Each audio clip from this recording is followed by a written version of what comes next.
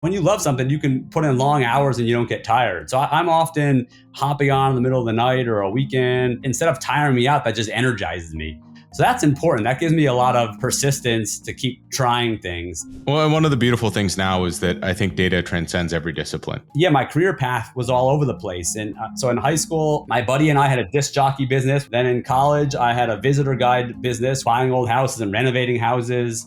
Food industry, I was making pizzas. I fixed small engines. I refurbished and resold laptops. Later, I got into building board games and selling them in stores. Whereas maybe at one point, I see myself as a wanderer with no clear path. I think data science brings it all together. All of the previous experience I've done give me possible patterns or examples or ways to do things. And maybe I can't always pinpoint how they're helping, but I strongly believe the various things I've seen and done absolutely help with each new set of data I look and model.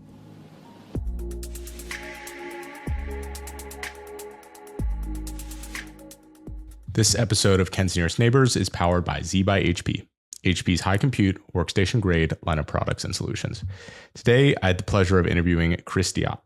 So Chris is a member of NVIDIA's Kaggle Grandmasters of NVIDIA team, which is an elite group of Kaggle Grandmasters that all work at NVIDIA and apply the new innovations that they're creating there to data science competitions on Kaggle. Chris has also achieved a lot of success on Kaggle. He's currently the #1 ranked notebooks grandmaster. He's also been ranked as high as first place in both datasets and discussions. And he's currently ranked 11th in Kaggle competitions as a grandmaster as well. In this interview, we get to learn a little bit about Chris's life, his history, and what he believes makes him successful as a Kaggle competitor. We also dive into his philosophy and his love of competition as it relates to sports and board games as well. This was a super fun interview. I really enjoyed talking to him, and I'm sure you'll enjoy it as well. All right, Chris Deotte, welcome to the Ken's Nearest Neighbors podcast. I've had such a pleasure getting to know you over the last couple months, and you know the panel that we were on together. And I'm so happy I could bring you in. You have such an interesting story. I view you very much as a competitor, almost with the mindset like a professional athlete. And so you're kind of a combination of a couple of my worlds. So again, over the moon to be able to chat with you and learn from you here. Awesome. Well, I'm happy to be here. Yeah, I enjoyed meeting you, and I thought it'd be fun to be on your show. Heck yes. So the first thing that I ask everyone, anyone who's related to data, doing anything technical, is where did your first love of data start? Did it start with a pivotal moment, or has it been more of a slow progression iteration over time? So with me, actually, it did start when I was really, really young. It all started in mathematics. So I remember, I was a bit of a prodigy. In kindergarten, I actually skipped a bunch of grades in math. So at an early age, somehow math just came naturally to me.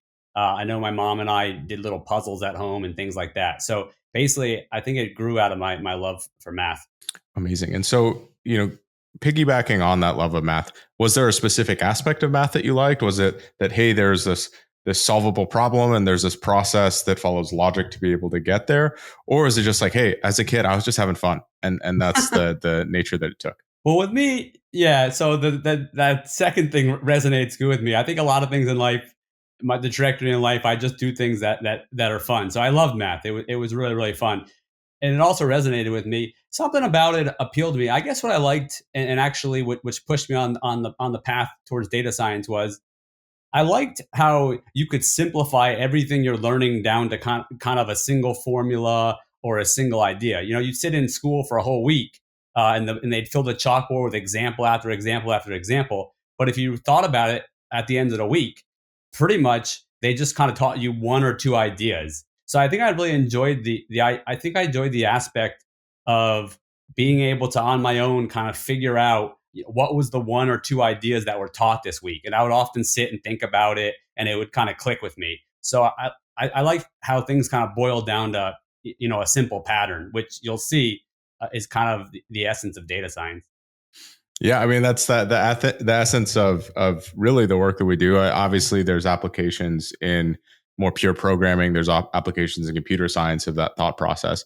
How did you go from that experience as a kid loving math into following the path that you're on now? So obviously, I'll say it in the intro and some other stuff, but you were on the KGMON team at NVIDIA.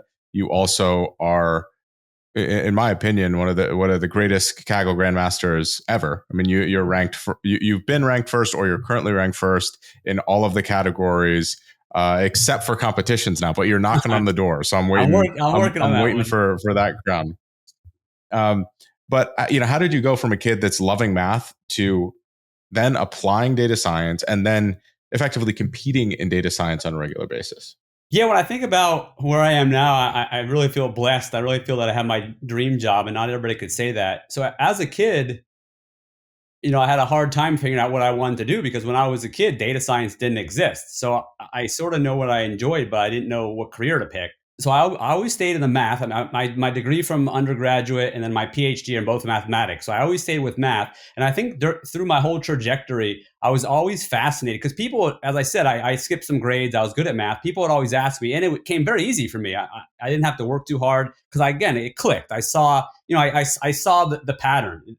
Math to me was, it's just it's kind of simple. So I often thought people would say, oh, what's your secret? How do you do it? So I spent a lot of time actually introspectively thinking, how do we learn? How does the brain work? How do we think? And I've also reflected on this idea of, receiving a lot of data from the world, whether it be math examples or whatever, and then the human mind kind of boils it down to sort of a single pattern, and then we just sort of save that single pattern in our mind. So I've always thought about that my whole life. In school, I wrote essays on artificial intelligence, neural networks, and I always wanted to go that direction, but the subject didn't exist. So I read a lot of books. I kept up to date on what did exist. And when I got my PhD, it was actually mathematics with a specialization in computational science. So the field of computational science was the closest you could get. And it's all about prediction. You're going to predict the trajectory, where you shoot a ball, where's it going to land? A car crashes, how's it going to crumple up? So it's very close to the idea of prediction. And then that's what my schooling's in. And then as soon as data science field kind of started becoming popular in 2018, I started reading books, getting super excited, playing around. I found Kaggle. That was an opportunity to do hands-on learning. And then I think because it's close to my natural abilities, I was doing well. I actually caught the attention of many people. I would receive a lot of emails. People saw my competition results. They saw my notebook publications, and they were offering me jobs, or at least to interview me. And that's actually eventually how I found NVIDIA. They contacted me. And then, yeah, so a lot of the invitations I didn't pursue, but NVIDIA, the job description sounded awesome. It was a team of KGMON. Part of my responsibility would be to continue to compete, to test out software, to push the limits of GPU, et cetera. So I took the job. 4.5 years ago, and now all my days are filled with different machine learning, artificial intelligence projects, writing algorithms, working on it. So now I'm right in the thick of it, and the field exists and it's maturing. So it's super exciting. I'm really happy where I am. I love that so much. And something I want to dive a little bit more into is maybe the evolution of your Kaggle journey. So obviously you started competing, you started doing well, but what was maybe the timeline, but also the progression like for you? Was there, hey, I'm just fooling around in competitions, I'm getting my feet wet, and then, oh, I'm taking this very seriously, and I'm starting to apply frameworks really consistently to scale up really quick? What did that progression of your performance look like? And, when did you realize like, oh, this is almost effectively a career for me? Yeah. So my experience on Kaggle has changed over the years. So I started getting involved in 2018, as I said, and at first it was about just playing and learning. I did the playground competitions, and so it wasn't about competing at first. I think yes, and then I enjoyed reading stuff. I enjoyed just talking with people in the forums. The community was great. I didn't have people locally to talk with about data science. So at first it was just a community. It was about learning. And that kind of continued for the first year and 2 years. So I actually I wasn't competing a lot. I actually would just I'd write discussion posts. I would make code examples. I really enjoyed teaching and sharing. And that's what I did for the first 2 years. And actually in the first 2 years, I rose to number one grandmaster in discussions, and then number one grandmaster in notebooks. And that's because of all my sharing. And at that point, I had done a handful of competitions, but I was getting maybe one gold and silver. And everybody was always telling me, Chris, if you didn't share so much, if you didn't find a secret and then tell everybody, you would have gotten already lots of golds. So I think my early years of just sharing everything I ever discovered and really helping everybody else out, it kind of made it hard for me to do well in competitions. And so then I think by my third, fourth, and fifth year, I struck more of a balance. And that's actually when I joined NVIDIA. And at that point, it was, I think it was helpful. Basically, NVIDIA wanted to really push software to the limit, see if it can win comp. So it was kind of helpful to really maybe do better in competition. So at that point, I struck a balance, didn't share quite as much. And then I was quickly accumulating gold medals to the point now where, so now I feel that Kaggle for me is a balance. I really love engaging in the discussions. I love teaching and sharing stuff. But I usually focus more on tutorials and how stuff work versus, here are the secrets in this competition. And then I also I'm always in a competition. I love the challenge and the adrenaline of going head to head, and that's kind of where I'm at right now. Oh, I love that. Something we talked about quite a bit offline is that you're also crazy about sports. You love sports. You love competing. Did you take some of that mindset from Kaggle to sports or from sports to Kaggle? Can you talk a little bit about if or how those things are related for you? Yeah, so you are right. I absolutely love sports, and actually, I thank my parents for that. They actually, talking to them now, and I say, why do I play? So I actually participate in every single sport. As a kid, I was in the city league. I played soccer. I played basketball. I played baseball. I played tennis. I did it all. But when you're really small, it's your parents who put it. So I asked my parents once, why did I do all sports? And they thought it was really important, for a person's health and everything to play sports. So I'm grateful for them. So now sports is my outlet. I love it. It helps relax me. And then additionally, there's a lot of parallels, like you said, between Kaggle and sports. So in sports, I've really learned to devise a strategy to win. I've learned to watch my opponents, understand really what's the game, what's happening in this moment in time, what should I do, and then competitive, the desire to win. So all those things kind of transfer over to the spirit of Kaggle competitions. So there is a nice parallel there. Amazing. So, related to that, what makes you successful as a competitor or as a in data science or in sports? I was wondering if you could share some, but not all of the secrets. I want you to still remain your edge. I want to see you become, the number one Kaggle Grandmaster out there. So, anything you could share about your process or what you believe makes you more unique in that space would be really insightful to me, and I'm sure everyone listening as well. Cool. Yeah, that's probably the most common question I get. So let me share some ideas. So a lot of it is maybe not some specific trick or skill, but rather just the big picture. So I could probably identify about three things, but I would say that the most important thing is probably how much I love data science and competing. When you love something, you can put in long hours and you don't get tired. So I'm often hopping on in the middle of the night or a weekend or jumping out of the bed in the middle of the night. And instead of tiring me out, that just energizes me.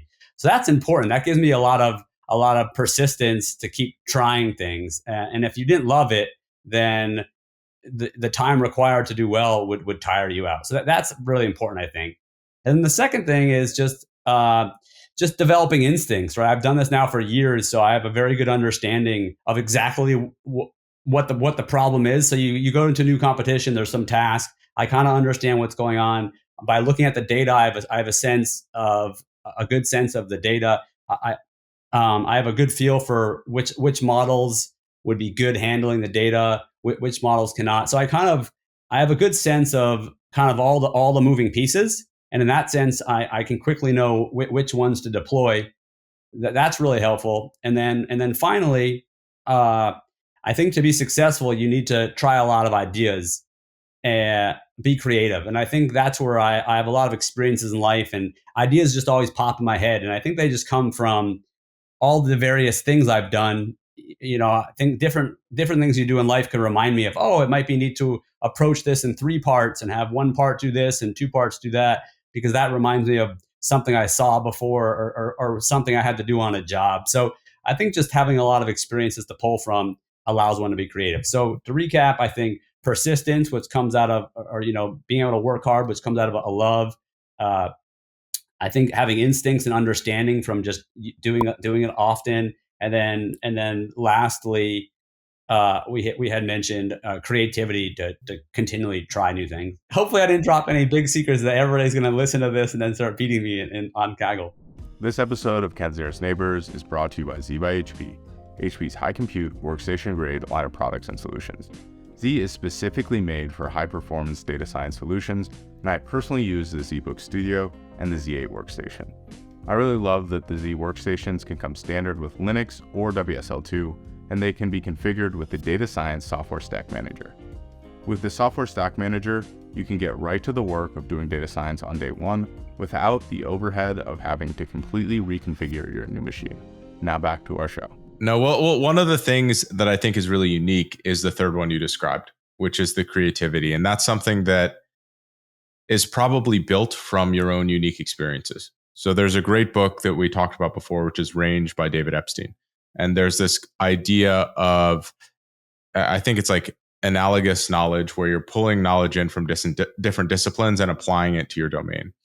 And something that we talked about offline is that you've had wildly different careers over your past, and you've tried on a bunch of different hats. You played sports. You've had a very, I think, rich and diverse life intellectually and experientially, including travel and going to different places, that probably all in some way feeds into that creativity. I was wondering if you could talk about maybe the diversity of your career and of your life and your sort of curiosity about a lot of these different things, because I think that's something that probably gets missed when they're talking about you. It's like, oh, he's so good at Kaggle, but you have all this very unique experience, non-traditional experience that a lot of other people I wouldn't believe to have. Yeah, absolutely. I'm a strong believer that maybe life cross training, right? Where what things you learn or experiences you have will really transfer over to something else. And yes, and then that's kind of even where my journey started. I mentioned how I'd see a week full of examples on the board, and it can boil down to one similarity. So you go through life,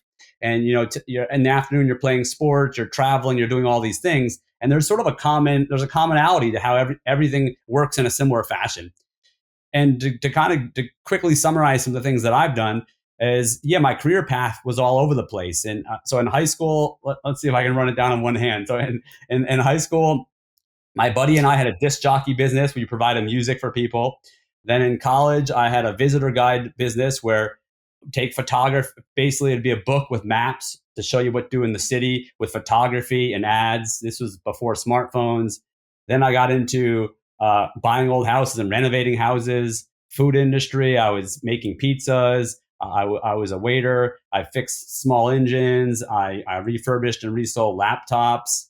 Later, I got into building board games and selling them in stores.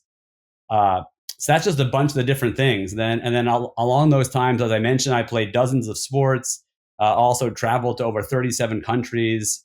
Have a huge variety of friends and different social interactions. So there's been such a variety of things that I've seen and done, and I really feel that, whereas maybe at one point I see myself as a wanderer with no clear path, I think data science brings it all together, because now when I see a new data set and I'm looking to find a certain pattern amongst the data, or a possible way to build a model or solution, I feel that all of the previous experience I've done give me possible patterns or examples or ways to do things. And maybe I can't always pinpoint how they're helping, but I strongly believe the various things I've seen and done absolutely help with each new sort of set of data I look and model.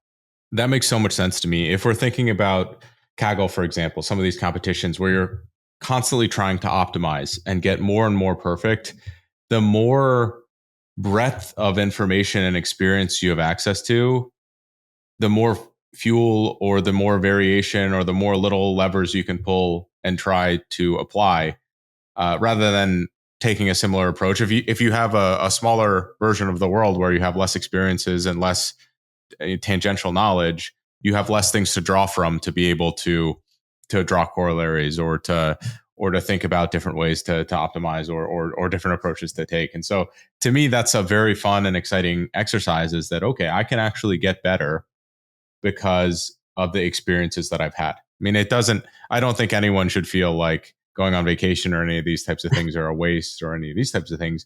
They're part of personal development, of building you into someone who can see things from a 360-degree view rather than just this linear view that I believe a lot of people take, frankly. And that to me is a little bit sad. I love this approach that, hey, I've had this rich life, and this rich life is making it possible for me to see this refined problem in many more ways than other people might. Absolutely. And I was actually thinking about this before the call, because I thought we might talk about this. And I think most people hear this and it's very, very abstract.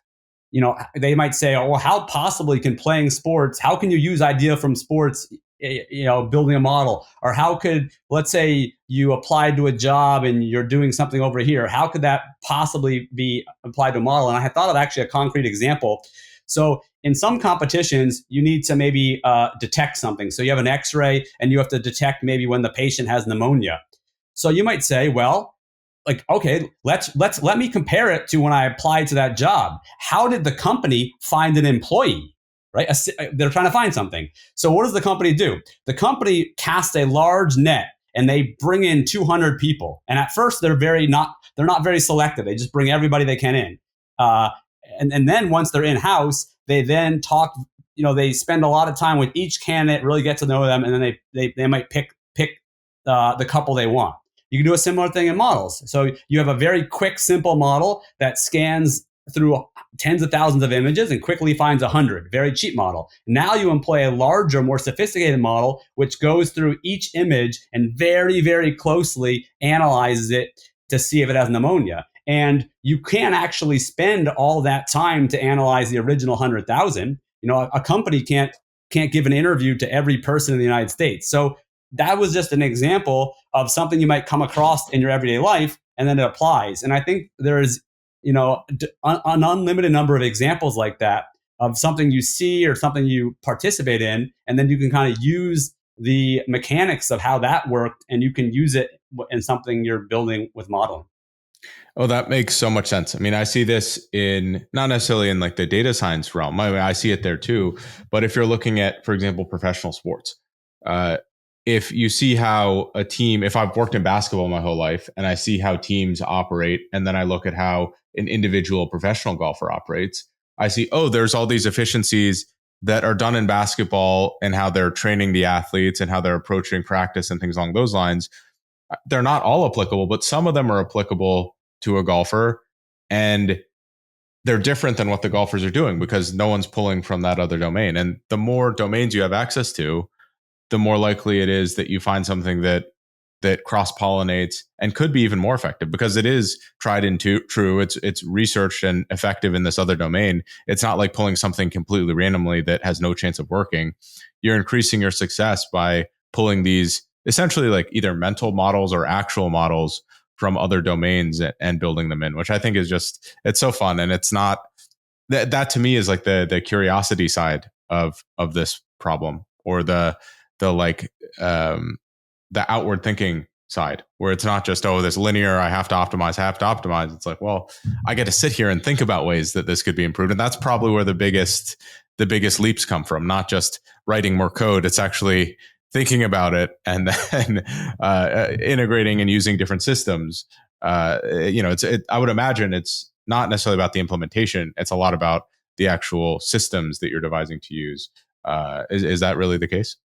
Yeah, absolutely. The methodologies, and you're right. We can use what we observe in sports to train models, because you can think of a model like an athlete. So we want the model to perform a certain task, maybe detect something. We train the model. So what do you do after you train an athlete? Well, you put it out there and you watch how it performs and you analyze its strengths and weaknesses. So we train a model, we put it out there, we watch how it does, and then what do you do with the athlete? You basically you kind of look at maybe things it was having trouble with, and then you ask yourself, okay, how can I teach it those skills? Same thing with the model. My model was having trouble detecting in these situations. Let's analyze those situations. Let's retrain the model to do better in those situations, right? So once again, you can kind of look, how do they effectively make an athlete better? We can apply those techniques to making our model better. There's many, as we're mentioning here, there's many parallels between how things are done in one discipline and how we can transfer that over and do that in the model development data science discipline. Well, and one of the beautiful things now is that I think data transcends every discipline. And that to me is very cool. I mean, it transcends into sports, it transcends into medicine. We briefly touched on it earlier, but it also transcends into board games. And I was wondering if you could tell me a little bit, maybe a little story about your experience working in the board game space. I hear that you were a little bit of a disruptor in one particular board game. I was wondering if you could maybe shine some light on that. Yeah, absolutely. And so I'm going to tell you a fun story. And this is a firsthand anecdote of how I really saw the power of data science. So this took place in the year 2010, before data science was even a term. So actually, I love playing board games. I love the challenge, the mental challenge of the games. And I was playing with friends, and we were in different cities. We wanted to play a game. So we couldn't play it online. So I made a website which let us play it. That website, actually, I made it public. It became super popular. The author of the board game contacted me. I was invited to Germany. I started working with him. We started developing expansions together. And we started analyzing the data. So this is where it gets exciting. So people were coming to my website, hundreds of people playing thousands of games. So I had, and the game takes about 2 hours long. So I had recorded data of thousands of games of how people played this game. What actions did they take? Did they win or lose? And what was cool is in 2010, I started analyzing all the data and finding correlations between certain actions, which actions correlate highest with winning and which actions correlate the highest with losing. And this really opened my eyes to the power of data because what I noticed was the data demonstrated that about 10% of the time, humans would make decisions that actually hurt them. It decreased their chances of winning. And 10% of the times, humans would overlook a decision which would have helped them.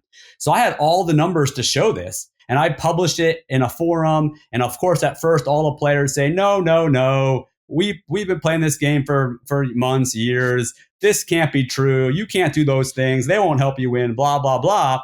But basically, some players started actually using the data, and then immediately they started winning all their games. So I witnessed firsthand that if you just look at the hard data, it makes a huge effect. And then I quickly saw the whole community started using the data. So they started going against their natural instincts and doing what the data said. And then I checked back a year later, and I noticed that nobody made those mistakes anymore, and no one overlooked the 10%. So what's cool is humans can really use data to change their behavior, affect results. And I won't say that's the end of the story, because when I checked back in, of course, the game itself changed now. People started doing different things. So there was now 10% of new things that were being overlooked and 10% of new mistakes. So every year I ended up publishing new statistics, and everybody kept looking for, everybody looked forward to it. A few months before, they said, hey, when are the new statistics coming out? And sure enough, the data would always show how humans can make better decisions. And to me, that was just an eye-opening experience. And that was back in 2010, before people really proclaimed data. But I really witnessed it firsthand, that the power. Yeah, well, I mean, data has the power to transform games. It has the power to transform sport. If we look at, for example, the NBA, there's so many more 3-point shots being taken and shots being in the paint compared to mid range. That has completely transformed how the shape of the game has transpired. And some people say it's a bad thing. It's like, oh, there was art in the mid range game, there was art in this and that, and it's like, well, if it's not outside of the rules, you can create an edge by doing something. I mean, does it detract from the game in some way? Yeah, we're not going to see some shots, but you're also aggressively incentivized to perform better if you don't want to lose all the time. So it's always an interesting trade-off. I mean, do people believe the game is better off now that they have these insights, or are there still some curmudgeons that are upset about people like changing the meta of the game? Yeah, to me that's so fascinating. Yeah, absolutely. Well, something that I really liked in that is that there is maybe a more quantitative or analytical approach that we can apply to everything. A couple of nights ago, I was playing a game of Settlers of Catan with some of my friends, right? And they are not statisticians, data scientists, anything along those lines. And they kept saying like, "Oh, sixes haven't been rolled at all this game. Like it was such a bad decision for me to choose a six." And to me, I'm like, no, that is not how data works. This is just a small sample, and it was a good decision. It's just not working out for you in the long term. And to me, I can very easily justify and say, okay, I played the numbers, I looked at things probabilistically, and there's some randomness that is inevitably going to be in there. And that's not something that I can control. And I realized that, hey, I take that into almost every area of my life, is to say, hey, I can be more objective about this. What's the expected value of this action that I'm taking? And, you're not going to get a perfect expected value about, hey, if I eat, like what I'm eating for lunch is the expected value is a little bit fuzzy.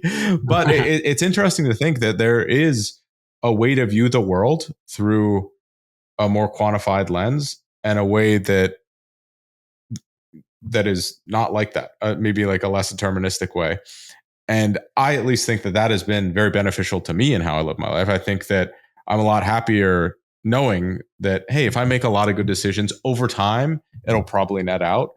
I don't get hung up on any individual decisions because there's randomness associated with all of those. And I think that to me is like one of the keys to happiness is like, oh, like probabilistically anything could happen, but if I do it a lot of the right things, it'll probably work out in the long run. And we learn that in sports, we learn that in board games, we learn this across the board. But I guess some people still haven't necessarily learned that lesson. Yeah, I also have observed that and think that's interesting. That's kind of one of the ways I use the many experiences that I had mentioned earlier. But I've done a lot of things. You're right, and that's all accumulated data.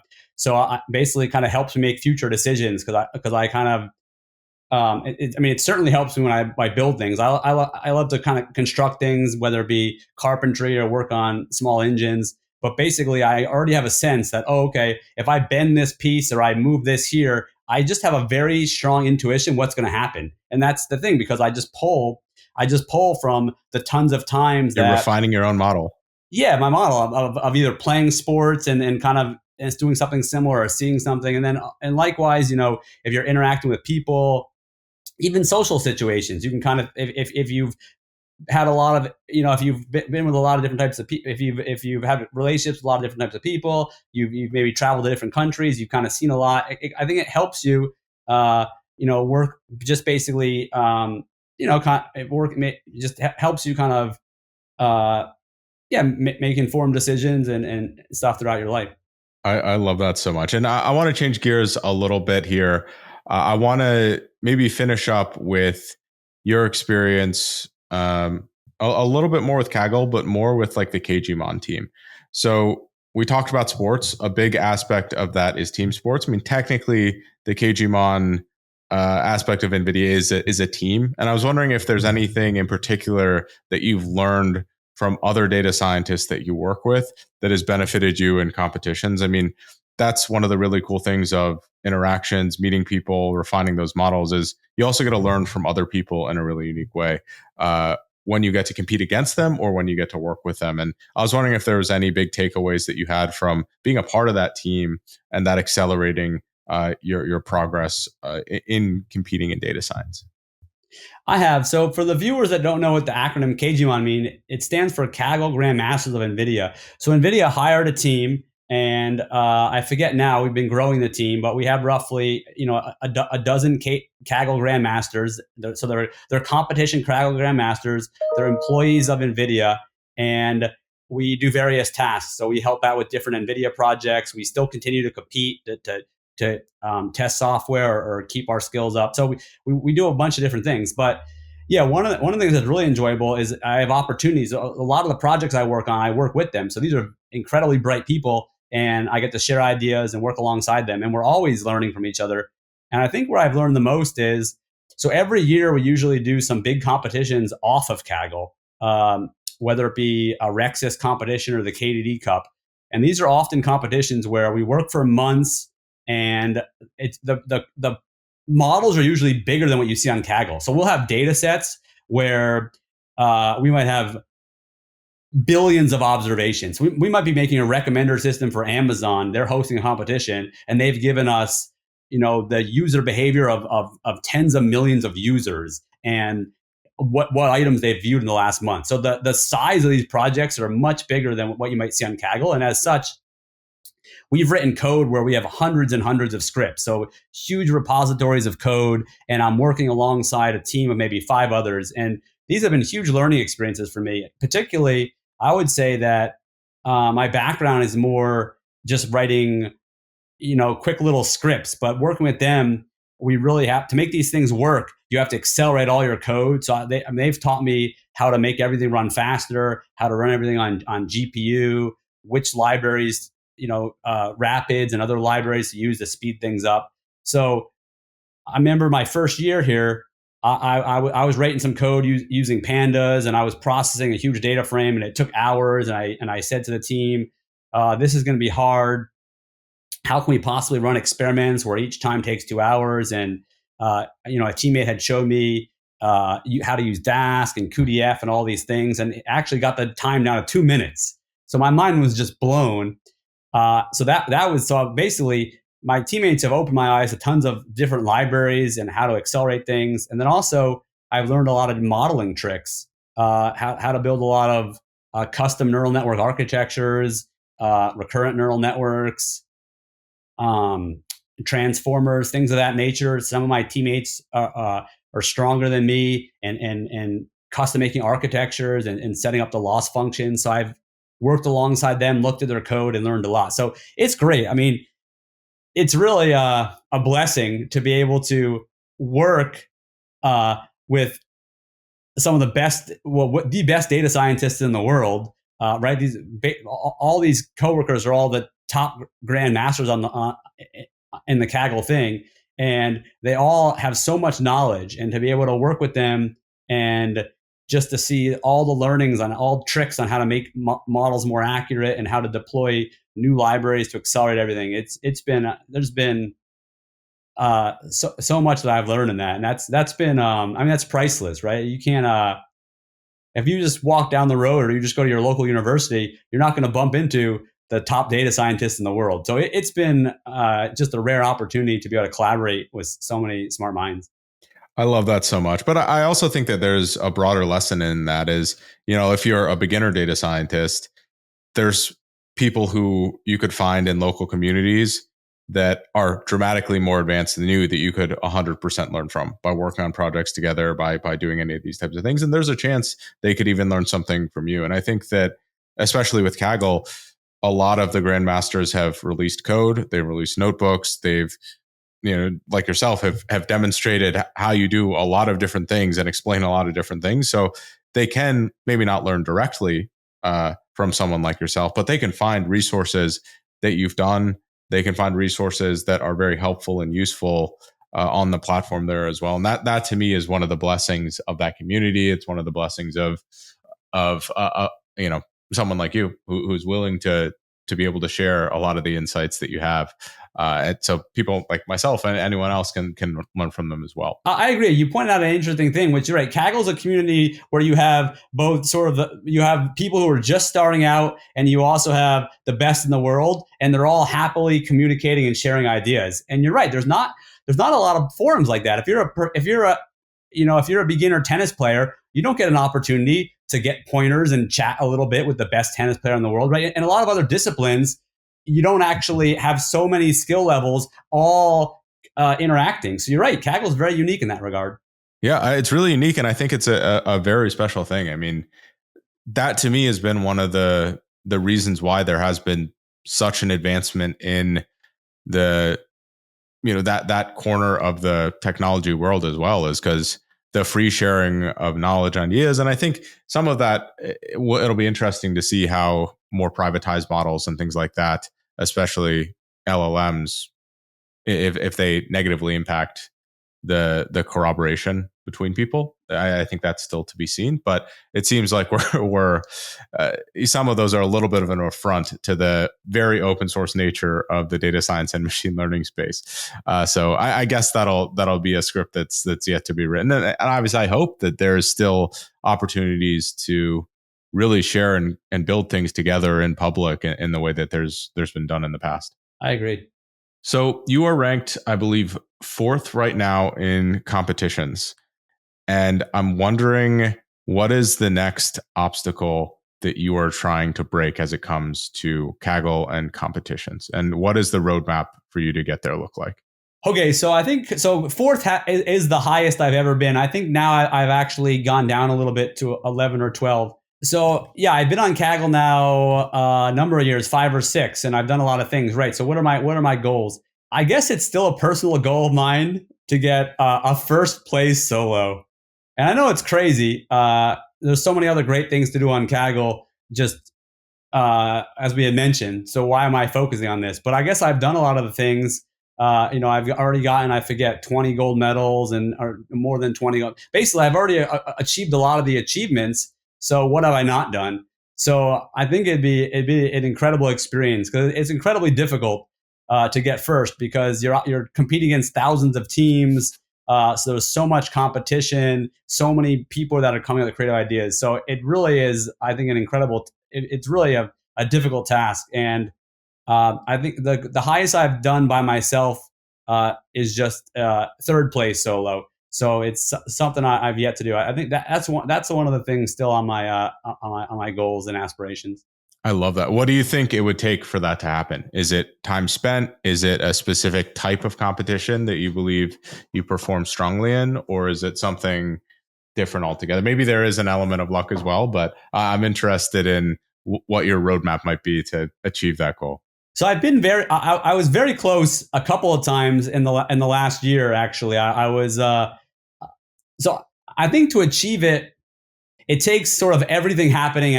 It needs a lot of things have to come together, right? It's like playing that perfect sports game where you were just in the zone. You played the top of your game the whole time. So I really feel, aside from some kind of luck situation, I feel you gotta just play from start to finish, kind of the perfect competition. And then for me, what that involves is certainly doing everything that other people are doing, which is, picking all the right models, customizing them, tuning them all perfectly.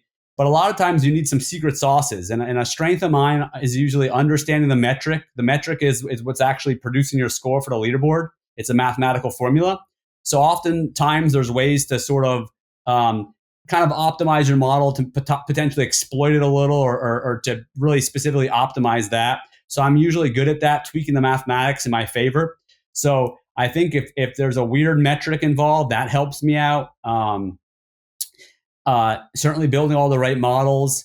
What also helps out is really understanding what data is in the test data. So oftentimes there's competitions where the test data is different than the trained data. And you have to kind of, by looking at how models perform and doing other things, you have to kind of get a sense of what's in that test data, because that's the data that's scoring your model. So to really understand that and make sure your model's trained so that it's going to generalize well to that, you don't want to overfit the trained data. So there's a lot of things, and I feel that I've had a chance multiple times. I was first place on the public leaderboard. I had a lot of things going for me, but they revealed the private, and maybe I was overfit in various things I've slipped. So I feel that, fingers crossed. I feel that I've actually had some solid opportunities to have gotten it, but I hadn't. And actually, maybe the last thing is sometimes you take a little bit of a risk. Oftentimes there's something you can do. Maybe train your model by giving a little more emphasis on this type of data. And it's a little bit of a risk because it might skew your model in a way you don't want, but maybe you have a feeling and intuition that that's the kind of data in the private data set. So you can kind of take these risks. You have two submissions, so you might as well be risky on one of them. But maybe that can kind of help take a first place to kind of make sure you're having a risky submission, maybe even go with two risky submissions. But those are, I think, some of the things to focus on. And we'll see. There's still 7 months left in 2024. I believe in you, Chris. I'm rooting for you the whole way. So I think one of the last questions I'd like to ask is around how you balance learning new information, new tools, new modeling techniques, whatever it might be, with competing as well. Like, what percentage of your time is focused on trying to learn new things to see if they're applicable, and what percentage is focused more purely on the implementation and the optimization of things? Because for, I think, a lot of people, they're completely overwhelmed with how many new tools, technologies, whatever there are out there. But also there's a lot of really exciting, shiny, flashy objects that could be inherently valuable and useful. So I would just love to learn about your split there. Yeah, so right now, actually, it very well goes hand in hand. So I generally will, at this point, I generally try to pick competitions that hold something new for me. So maybe it's, so maybe it's something that, some kind of task that I have not done before. Maybe it involves a model that I have not worked with yet. Maybe it's a new type of domain or new type of data. So I really get drawn to these new types of comps, and then that immediately gives me an opportunity. I got to quickly learn. So I got to quickly learn about the domain. I got to quickly learn about what models are strong for modeling this type of data. And then obviously you definitely have to stay up to date on what is all the current state of the art in the field. And I just naturally kind of do those things. Yeah, if you just join a comp where you already know how to do it, then you're not pushed. But I constantly push myself, so that I just naturally will read some papers. I think Kaggle's a great source of information. People will post discussion posts explaining maybe a new model or a new this, and you can read those and engage some of the community. And so very much do them together. I love that. I think that there's a nice little forcing function that you've created there, is that rather than saying, oh, I have to learn this new thing that just came out, it's, well, I'm going to work on this project or this competition where I'm going to have to learn whatever this new thing is, rather than, and you have something that's really targeted that you're applying that on, rather than just trying to learn these broad concepts. To me, that is the 100% a very effective way to approach things. That's why it's perfect for me, because as you said, I very much learn by doing. And that's what Kaggle offers you. A Kaggle competition offers you a chance to learn something new and apply it and do it at the same time. And you're right. That's in my opinion, the best way to learn.